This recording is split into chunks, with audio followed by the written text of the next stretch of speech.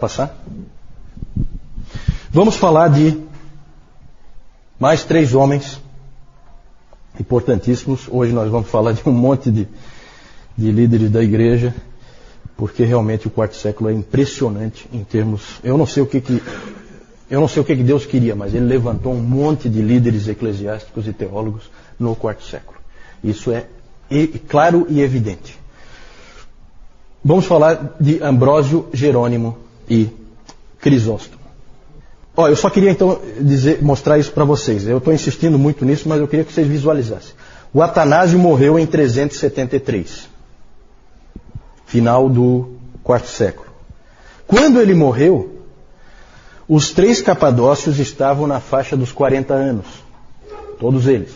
Eles tinham mais ou menos a mesma idade. O Ambrósio, o Crisóstomo e o Jerônimo estavam na faixa dos 30. E havia um jovem no norte da África, com 19 anos, quando o Atanásio morreu, que é o grande gigante Agostinho. Então vocês vejam o peso do quarto século para a teologia, para a igreja, para a história da igreja.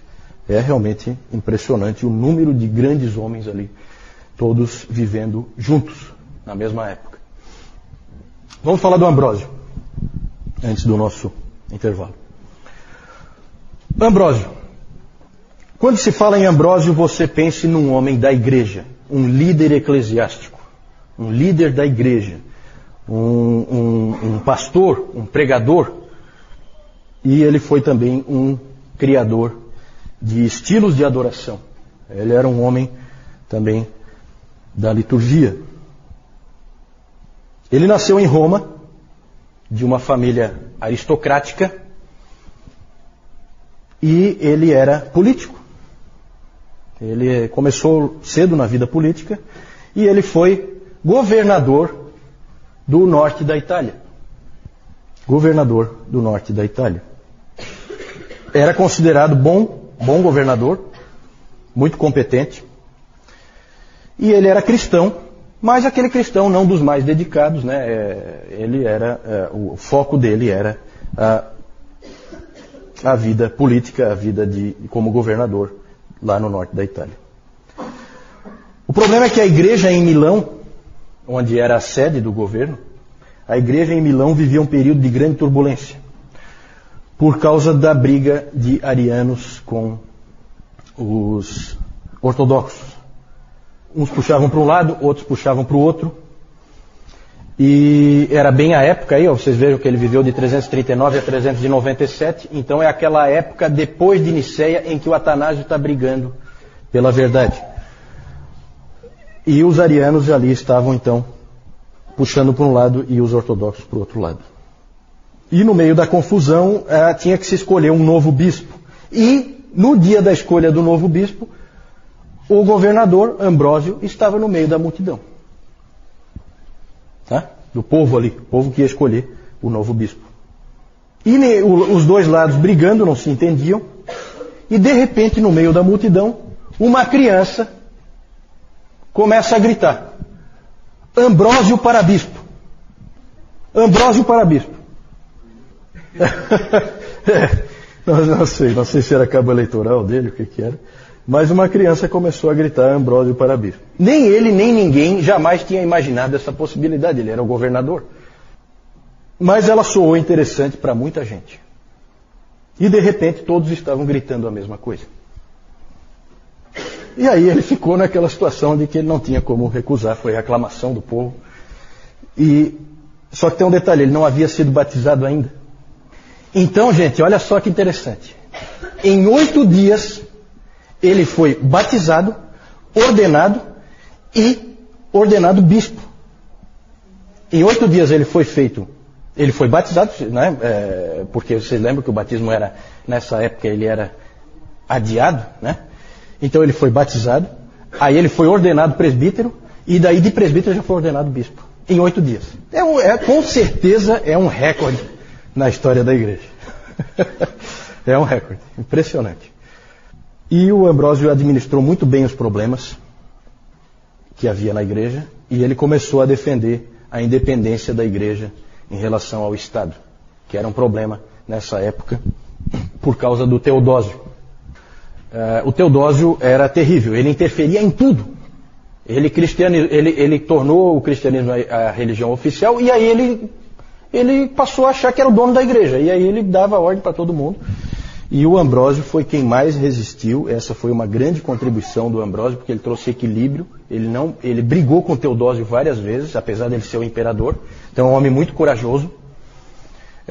Depois nós vamos ver ali a figura. O Ambrósio uma vez não deixou o Teodósio, que era o imperador, entrar na igreja em Milão, porque o Teodósio tinha massacrado umas pessoas lá em Tessalônica. Ele falou assim: você com essas mãos sujas de sangue não entra aqui. Então ele se pegava, sabe? É um homem de muita coragem, esse Ambrósio. Teve várias rusgas com o imperador. Não tinha medo e sempre lutou pela independência da igreja. Também era um excelente pregador. Aparece ali, ó. Pregador fantástico. Um homem de retórica fora de série. Extremamente eloquente. Na verdade, depois nós vamos falar do Agostinho. Agostinho foi para Milão só para vê-lo. Só para vê-lo. Depois eu vou falar disso. Gente, então, grande pregador. E o mais interessante é que de todos os pais da igreja que nós vimos até agora, ninguém chegou tão perto até agora da doutrina da graça. Esse Ambrósio chegou muito perto de entender a doutrina da graça. E o Agostinho vai construir em cima disso, pode ter certeza. Tá? Quando vocês pensarem em Agostinho, pensem em Ambrósio também. Esses dois homens, eles têm uma ligação que Deus quis que eles tivessem. Tá? Nós vamos ver depois.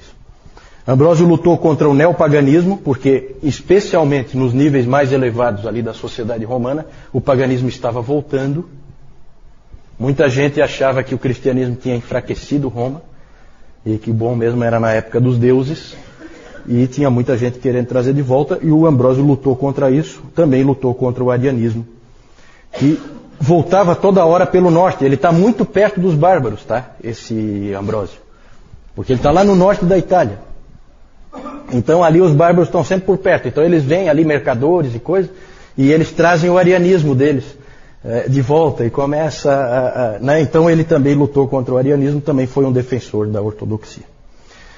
Ele chegou muito perto da doutrina da graça. Vejam essa oração dele, em que ele diz assim: ó Deus, que olhaste para nós quando nós estávamos caídos na morte e resolveste nos resgatar pelo advento do teu Filho unigênito.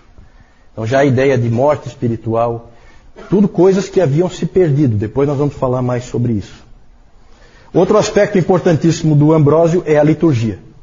Ele organizou de uma maneira especial o culto, deu uma forma ao culto especial, com uma sequência litúrgica, e ele também foi um grande compositor de hinos. Ele deu muita ênfase à música, e inclusive Agostinho escreveu o seguinte: como eu chorei com o canto dos hinos da igreja. Quando Agostinho ia lá na igreja em Milão, e aí a igreja cantava os hinos que o Ambrósio compunha. E eu estava até procurando, eu estava olhando na internet, tem vários hinos que se canta hoje em dia ainda com letras do Ambrósio. Não aqui no Brasil, mas nos Estados Unidos. Você vai naquele Cyber Hymnal, que tem, é um site que tem na internet, que cataloga tudo que é hino. E lá você vê vários hinos com letras do Ambrósio. Né? Impressionante. Claro que daí traduzido para o inglês, né? Mas é aqueles hinos de antigamente, né? Muita teologia ali. O Ambrósio sempre achava que os hinos se prestavam tanto para a adoração como para o ensino. As pessoas, elas cantavam e elas aprendiam quando elas cantavam. Né? Ele achava isso muito importante. Ele, pastor que era, se preocupava com isso. E foi ele que ajudou Agostinho a chegar à fé. Vamos falar do Jerônimo, que é o próximo aí. Depois nós vamos voltar a falar do Ambrósio ainda, porque nós vamos falar do Agostinho, tá? E, como eu disse, Ambrósio e Agostinho estão ligados. Vamos falar do Jerônimo. Nasceu na Itália, também de família rica. E diferente de Ambrósio, você tem que pensar do Jerônimo não como um homem da igreja. Ele, na verdade, não é uma pessoa que gosta de pessoas, certo? Ele é um intelectual. Claramente um intelectual, um acadêmico, um teólogo. Esses indivíduos também têm o seu lugar na igreja e também contribuem para a igreja. Algum motivo Deus tem para levantar esse tipo de pessoa. Ele tinha uma biblioteca impressionante, uma das maiores bibliotecas individuais no seu tempo. Ele comprava e colecionava tudo que era livro, comprava todos os livros que ele podia comprar. Adorava ler o Cícero. Parece que todos eles gostavam de ler esse tal de Cícero, né? Acho que eu vou ter que ler esse tal de Cícero também. O Cícero quando se fala em Cícero, é filosofia, tá? Esse Cícero, ele escreve filosofia grega. E ele gostava muito de ler o Cícero, até tem uma história interessante. Porque apesar do Clemente e do Orígenes, vocês lembram, quando eles falaram sobre a filosofia grega, eles disseram que não tinha problema nenhum em você ler essas coisas, que é bom. Lembra que nós falamos sobre isso quando a gente falou de cristianismo e cultura. Mas o Jerônimo se sentia culpado quando ele lia o Cícero. Ele se sentia muito culpado e tal, porque aquilo não era um escrito pagão, na verdade. E então ele se sentia culpado. E uma noite ele teve um sonho em que ele foi colocado diante de Jesus Cristo, e aí Jesus Cristo disse que, você não é cristão, porque você lê Cícero. E aí aquilo marcou ele profundamente, aquele sonho. Tem mais detalhes aí que eu não vou entrar agora, mas aí aquilo marcou ele profundamente. Dali para frente, então, toda vez que ele tinha vontade de ler o Cícero, ele então lia a Bíblia um monte para compensar. Né? Como é o ser humano, né? O ser humano é sempre a mesma coisa. Fazia uma compensação. Então ele lia um pouquinho do Cícero, e aí ele lia um monte da palavra e tal, para compensar. E ele queria muito deixar de ler o Cícero, não precisar mais ler o Cícero. Ele era viciado em Cícero. E aí ele acabou, nunca conseguiu parar de ler, e alguém uma vez disse para ele assim, mas você está lendo Cícero? Sim, mas e o teu sonho? Aí ele olhou assim e falou, bom, você sabe, né? A gente não pode dar importância demais para sonhos. Então ele acabou cedendo, né? A maior obra de Jerônimo, com certeza, quem é que sabe? Alguém sabe? Qual é a grande obra de Jerônimo? Ninguém? Tradução da Bíblia pro latim. Como é que é o nome dessa? A Vulgata Latina, exatamente, a Vulgata Latina. Essa é a grande obra dele, trabalhou 22 anos nisso, porque é interessante que ele sabia muito bem, fluentemente, o latim, o grego, que era comum, né, saber essas línguas. Todos os indivíduos que escreviam nessa época no Ocidente sabiam o latim e o grego, e no Oriente sabiam o grego. E o interessante é que ele, uma coisa que não era comum nessa época, ele conhecia também o hebraico. Então ele foi capaz de traduzir diretamente do hebraico o Velho Testamento. E o interessante é que o Jerônimo incluiu só os 39 livros canônicos. Ele não incluiu os outros, ele considerava os outros não canônicos. E isso é muito interessante porque a Vulgata Latina é a Bíblia oficial da Igreja Católica. Só que o Jerônimo não aceitava nenhum outro livro que não fossem os 39. Outro aspecto interessante, e que é um pouco irônico, é que a Vulgata, depois na história da Igreja, acabou sendo uma prisão da palavra. Por quê? Porque o catolicismo romano, ele aprisionou a palavra no latim, certo? O meu pai pegou ainda, né, a missa em latim, que é uma coisa recente dentro da história. Então o latim é a língua divina, vamos dizer assim, certo? Só um minutinho, só que o Jerônimo, o que nós temos que ter em mente é o seguinte, não vamos culpar o Jerônimo por isso. Porque quando o Jerônimo fez a tradução dele, ele estava traduzindo para a língua do povo. E nisso ele é um protestante, e não um católico romano. Ele está pondo a Bíblia na mão do povo, certo? Então não vamos culpar o Jerônimo pelo aprisionamento posterior que a Igreja Católica Romana fez da palavra dentro da Vulgata. O Jerônimo também escreveu muitos comentários da Bíblia. O Agostinho escreveu para o Jerônimo, escreveu uma carta para o Jerônimo dizendo assim: eu te agradeço pelos teus escritos, porque Deus deu alguém como você para você mesmo, para mim e para toda a igreja. Isso Agostinho escreveu para o Jerônimo, apesar dos dois terem brigas seríssimas, discussões seríssimas. Por quê? Porque o Jerônimo é um sujeito absolutamente intratável. Ninguém suportava o Jerônimo, certo? Ele não era uma pessoa fácil. Temperamento terrivelmente difícil, ele ofendia-se com qualquer coisa, podia facilmente humilhar as pessoas que não concordavam com ele, e humilhava mesmo, e também as pessoas que ele considerasse pouco inteligentes. Ele humilhava mesmo. Então, a pessoa daquela desagradável realmente. Desagradável. Itália, ele é italiano. Mas ele foi depois, ele é respeitado tanto no Ocidente como no Oriente. Porque no Oriente ele foi para Belém, né? Ele se estabeleceu mais tarde como monge em Belém. É interessante isso aí. Nós não temos tempo para entrar em detalhes disso aí, tá, gente? A gente sempre coloca aqui um resuminho com alguns aspectos que a gente considera interessantes e importantes. Foi um grande intelectual e também foi um monge. Só que ele foi um monge diferente dos beneditinos, porque os beneditinos suavam a camisa uma barbaridade, tinha que ter uma disciplina tremenda. Ele era um monge que queria sossego. Então ele foi para Belém se isolar para poder escrever, para poder fazer o trabalho dele. Nada desse negócio de ter muito horário, que nem os beneditinos, e ficar trabalhando no pesado. Isso aí não era com ele, não. Tá? Como monge, ele começou a escrever cada vez mais sobre o celibato. Esse é um indivíduo importante na influência sobre o catolicismo romano quanto a caráter superior do celibato em relação ao casamento. Ele cada vez escreve... Bom, um indivíduo desse nem tinha condição de casar mesmo, né? Porque que é que ia casar com um sujeito desse? Nessa época havia um crescente interesse no celibato e na virgindade e dentro da igreja, e o Jerônimo influenciou muito isso. Com ele ficou isso ainda mais forte. O professor Calhoun, ele diz que se Jerônimo fosse dar notas, ele daria para o celibato um 10, para a viuvez um 6 e para o casamento um 3. Certo? Jerônimo, ele escreveu um livro chamado A Perpétua Virgindade da Bem-aventurada Maria, e ali ele escreveu um trecho assim, ó. O assento está macio, o chão está varrido, as flores estão nos vasos, o jantar está pronto. Diga-me onde, em meio a tudo isso, há espaço para pensar em Deus.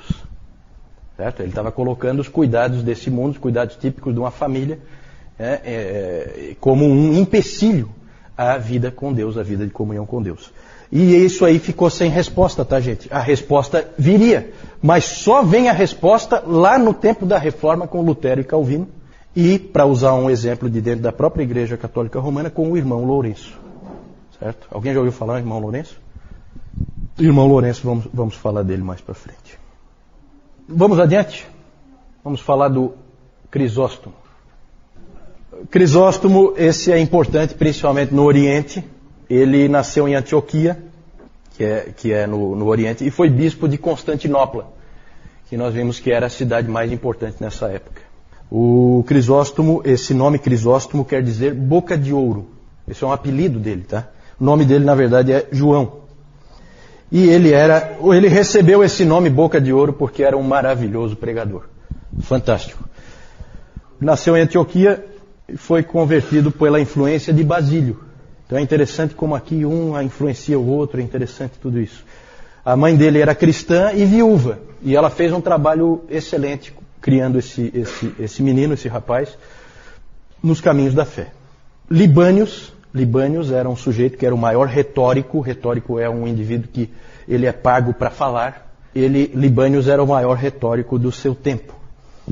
E o Libânios queria, por toda a lei, pegar o jovem para si, para trabalhar com ele, por causa da grande capacidade de oratória que o Crisóstomo tinha. A mãe dele é que impediu, a Antusa, né, a mãe dele, impediu que ele levasse o seu dom para longe do Senhor. Segurou ele para que ele trabalhasse para a igreja. Foi o Libânios que disse a famosa frase: que mulheres esses cristãos têm? Que mulheres esses cristãos têm? E realmente, na história da igreja, a gente vê que aquele famoso ditado é verdadeiro, né? Por trás de todo grande homem há sempre uma grande mulher. A não ser casos como o do Jerônimo, que daí atrás dele não tem ninguém, porque ninguém consegue ficar. Ninguém consegue, acho que nem a mãe dele aguentava ele. Certo?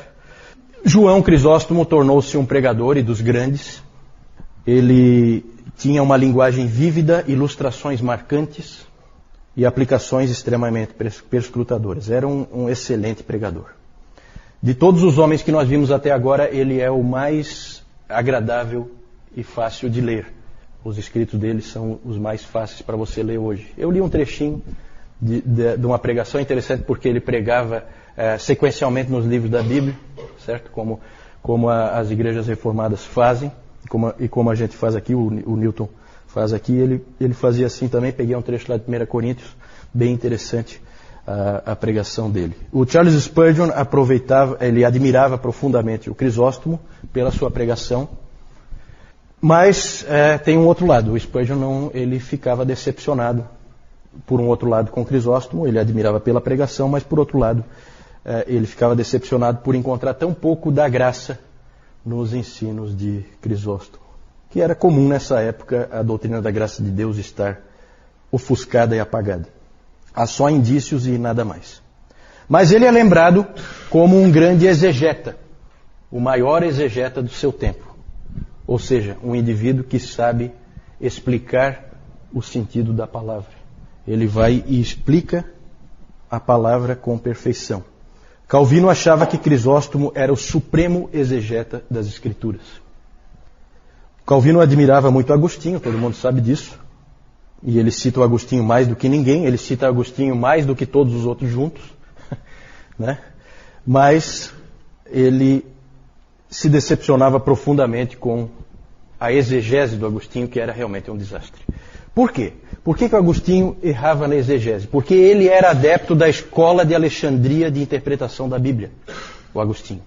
E eu vou mostrar para vocês daqui a pouco uns exemplos da escola de Alexandria, vocês vão entender por quê. A escola de Alexandria sempre interpreta a Bíblia de maneira alegórica. Existe o sentido literal, mas eles consideram o sentido literal inferior, não tão importante. O mais importante é o sentido escondido, místico, nas Escrituras, certo? E o Agostinho foi um pouco atrás disso aí. A outra escola era a escola de Antioquia, que sempre pregou o sentido literal das Escrituras. E o Crisóstomo é da escola de Antioquia, certo? Então a gente, com certeza, nós nos sentiríamos muito mais confortáveis em Antioquia do que em Alexandria. Né? Nós hoje interpretamos a Bíblia o mais literal possível, certo? O que deixa todos impressionados é o seguinte: como é que pode o melhor exegeta não ser o melhor teólogo? Isso é um enigma que o próprio Calvino se questionava.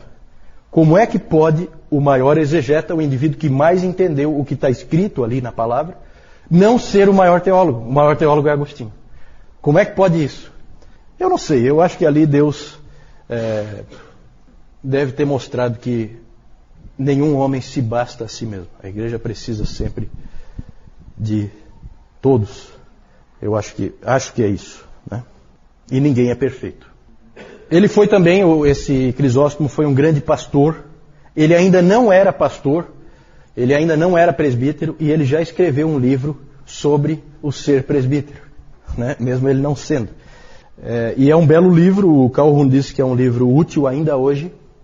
E ele escreve que o pastor deve ter grande discrição e grande zelo. Deve ser uma pessoa discreta e extremamente zelosa.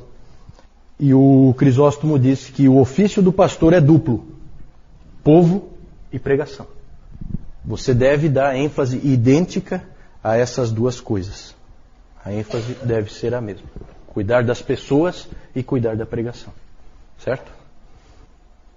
Aí então nós vemos aquele quadro ali, é o Ambrósio recusando a entrada do Teodósio. Não vai entrar na igreja de jeito nenhum. Certo? Esse é o quadro que está lá. Ali o Jerônimo, é interessante porque o Jerônimo, ele lá em Belém, ele acabou se associando com algumas freiras, e ele ensinava essas freiras, e com elas ele se deu muito bem. Que é uma coisa que surpreendeu todo mundo, porque ele não se dava bem com ninguém. Certo? E aqui o Crisóstomo, ele era realmente, bem assim como está retratado aí, ele era baixinho. É engraçado quantos grandes pregadores eram realmente tampinhas, né? O Dr. Lloyd Jones eu acho que era desse tamanho, assim, né? E é um pregador fantástico, segundo John Piper, o maior pregador do século XX. Gente, eu quero mostrar só para vocês a interpretação alegórica, tá? O grande destaque da interpretação alegórica é Orígenes, tá? Aquele que quando era bom era muito bom e quando era ruim era muito ruim, certo? E aqui eu quero mostrar para vocês uns exemplos. O Orígenes, ele dizia que a interpretação das Escrituras é em 3 níveis, que correspondem às 3 partes do ser humano. Tudo isso aí ele tirou da filosofia, tá? Da filosofia grega. platônica. Então o nível da carne é a interpretação literal e óbvia da Escritura. Então aquilo que você lê ali, a interpretação literal, corresponde à carne ou ao corpo humano, que é visível e evidente a todos que o veem. Esse tipo de interpretação é para os indoutos. O nível da alma, aqueles que já fizeram algum progresso na vida cristã começam a discernir sentidos mais além do óbvio. Tá? Isso aqui eu tirei de um artigo do Augusto Nicodemos, tá? É um artigo bem legal sobre a interpretação das Escrituras. Tem lá no Monergismo. E o nível do espírito, que é o máximo, né? A interpretação alegórica, própria dos que são espirituais. E é um desastre, vocês vão ver. É um desastre, né? Vamos ver então alguns exemplos de interpretação alegórica. Olha só, Rebeca vem tirar água do poço e encontra os servos de Abraão. Gênesis 24. O que isso significa? Significa que diariamente devemos vir aos poços da Escritura para ali nos encontrarmos com Cristo. Era isso que o texto queria dizer, certo? Faraó mandando matar os meninos e preservando as meninas hebreias. Mata os meninos, mas não mata as meninas. Êxodo 1. Os meninos significam o espírito intelectual e sentidos racionais, enquanto que as meninas significam paixões carnais. Certo? É bem equilibrado, como vocês podem ver. E uma outra aqui dele, o sentido... Aí, ó, patrocínio do Seika. O sentido verdadeiro, alegórico da passagem sobre o divórcio, lá de Mateus 19, é a separação da alma do seu anjo da guarda. Por essa vocês não esperavam, hein? Vocês achavam que era sobre divórcio, né? E não era divórcio sim, mas do homem do seu anjo da guarda. Vejam que é desastroso esse tipo de interpretação e vocês vão encontrar material ruim do próprio Agostinho nessa linha, tá? Um que eu vi uma vez é da parábola do filho pródigo, que é um desastre, assim, a interpretação, tá? Mas é bem porque é aquela coisa, você aprendeu a interpretar assim, você acreditou que é assim que se interpreta. E aí, então, você vai por um caminho errado. Isso aqui é interessante chamar atenção, porque, gente, ó, não basta ter a Bíblia. A Bíblia precisa ser interpretada. Dependendo de por onde você seguir, o caminho que você tomar, você vai errar tudo, com a Bíblia na mão. Certo? Por isso que a gente precisa ser auxiliado pelos nossos irmãos, auxiliado pela igreja. Certo? Para a gente não errar tudo. A Adriana está colocando se essa ascensão não foi uma coisa meio arranjada, uma politicagem. Não, eu creio que não. Eu creio que foi espontâneo e foi aclamação, né, do povo. O povo queria ele como bispo. Né? Ele tinha sido um excelente governador e eles queriam ele como bispo. Não, ele na verdade deixou de ser governador em função de se tornar bispo. Né? Ele passou a ser só um bispo. Tá? Inclusive ele lutou pela independência da igreja do poder político. Né? Que até é estranho, porque podia se esperar o contrário. Já que ele vem da política, ele podia, na verdade, querer fazer uma mescla. Não. Ele lutou para que houvesse independência. Tá? Ele é o grande lutador por isso. A Rebeca perguntou por que foi ruim o cristianismo se tornar a religião oficial. Por que foi ruim? Foi ruim porque, na verdade, o império começa, e o império de cristão não tem nada, começa a interferir cada vez mais em como a igreja é, como ela funciona, quais os valores da igreja. Lembra que nós vimos no domingo passado como já mudou quando Constantino começou a apoiar o cristianismo. De repente tinha luxo, tinha poder, coisas que a igreja nunca imaginou. A igreja tem como seu senhor um carpinteiro de Nazaré. Então aquilo ali, quanto mais a igreja se aproximar do Estado, pior é. Porque começa a acontecer, inclusive isso que a Adriana falou antes, começa a acontecer politicagem, e vai acontecer muito realmente, né? Então o líder político vai acabar nomeando os bispos nas igrejas. Isso vai acontecer direto na Idade Média. Direto. Então por isso que é ruim. É ruim. Né? Sempre é ruim a mescla da igreja com o Estado, porque a igreja perde a sua pureza. Principalmente por isso. Sim. Os apócrifos foram incluídos na Bíblia Católica Romana no Concílio de Trento, em 1543, eu acho. 7. Eles foram incluídos na Bíblia Católica naquela ocasião, mas eles já existiam desde a época do Jerônimo. São livros antigos, tá? Não, é porque nessa época o cânon não estava estabelecido com clareza, ainda havia discussões a respeito do cânon, certo? Então o Jerônimo, ele tem a visão dele do cânon. Para ele eram os 39. Para ele eram os 39. O Novo Testamento aí havia ainda uma certa divergência. Depois ele acabou aceitando, evidentemente. Ele traduziu o antigo, do hebraico, a Vulgata Latina, ele traduziu do hebraico para o latim. Certo? Não, o novo ele já era de uso corrente, não precisava de tradução, porque ele já, na verdade, ele já era nas línguas que as pessoas usavam, né?